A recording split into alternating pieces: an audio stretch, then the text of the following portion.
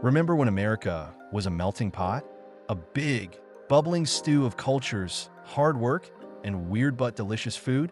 People came here, learned English, busted their butts, and waved the American flag like they just won the Super Bowl. They weren't just here, they belonged here.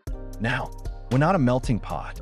We're a microwave meal, split into little compartments so nothing touches. Everyone's got their own box, their own grievance, their own victim status. And somehow, the main dish is a soggy, lukewarm pile of America is terrible, but I demand to live here. I mean, back in the day, people risked everything to come here. They didn't just want to be American, they became American.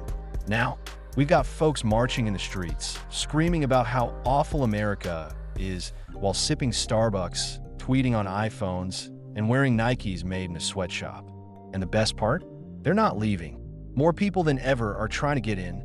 If America is so evil, why is the line to get here longer than the DMV on a Monday morning? You don't see this anywhere else. If I go to a restaurant and the food stinks, I leave. I don't camp out in the parking lot demanding they let me back in, so I can complain more. We used to be a nation of doers.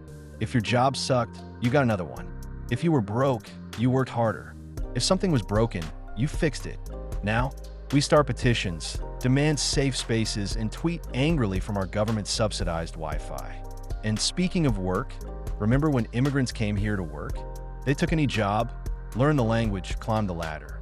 Now, expecting someone to adapt to the country they moved to is somehow offensive? If I move to Germany, they're not bending over backward to print documents in English for me. And let's talk patriotism. In 1994, people stood for the anthem. Kids recited the Pledge of Allegiance. Now we got people taking a knee, saying the flag makes them uncomfortable, and getting triggered by the sight of an eagle.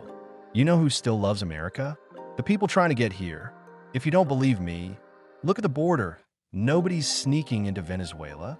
Look, America isn't perfect, but it's still the best game in town. And if you think otherwise, the exit door is right there.